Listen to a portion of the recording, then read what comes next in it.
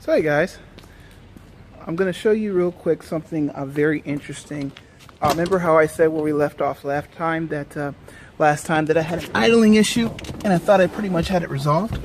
Well, there's one extra step that I'm going to show you guys about when adjusting especially the 85.5 and newer vehicles, which I didn't know previously, even in my 2 cars of ownership, which was there's actually a diagnostics plug. It's up on your fender on the driver's side that you want to jump cables actually B and C for. So stay tuned. I'm going to turn the camera around. I'll show you a clip I took earlier this week. So I got the idle speed adjusted. I'll note a few things, but for right now, I'm just going to let you see that it's running. Again, that's by properly setting this right here, which adjusts where the plate is open inside the throttle. And then also, once it's slow enough, you back out your auxiliary air, which adds a little extra air to adjust your mixture.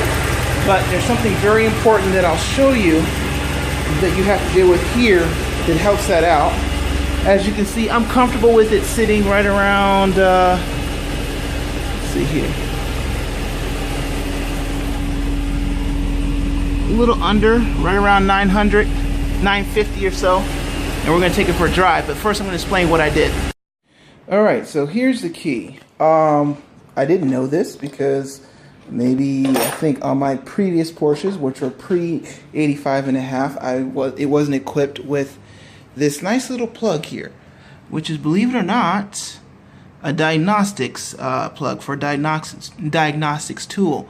If you flip this open, as you can see here, I have a wire that's a jumper, and this is going from actually, so it goes port positive right here, A, B, then this one is actually a LAD, the furthest one, and then this one is C. So you want to go from C to B. You want to jump through there. What that does is it actually deactivates the idle stabilizer. Because if you have some type of issue or whatever, the idle stabilizer is going to try to stabilize the idle so the engine doesn't cut off and start running, which is actually right back there. Clark's Garage, again, Lifesaver, has a wonderful write-up on this process. I was not even aware that the idle stabilizer, because the problem that I kept having is I would adjust here between these two, but then something would kick in when I adjust it, and all of a sudden, it would speed up the idle again. I'm like, what is causing that to happen? So I'm going through my my valves. I'm going through my vacuum system, looking to see if I have something misconfigured, which I do not.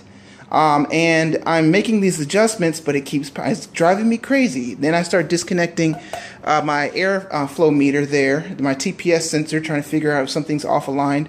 As I stated before, I disconnected the battery terminals, took the positive, put it onto the negative, left it for hours. That didn't do anything, so it wasn't some type of memory that was not being released.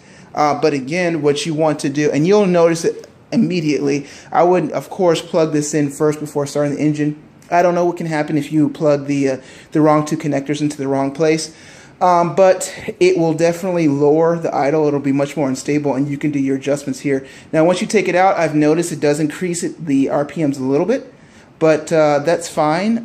It does make an adjustment though to how it's riding. So I hope that helps you guys when you're dealing with your high idle issues or your erratic idle issues. Maybe you can't get the idle to perform correctly, then you notice maybe you have a vacuum leak or a clamp that's not tightened down properly or offset. All right, thanks guys, bye.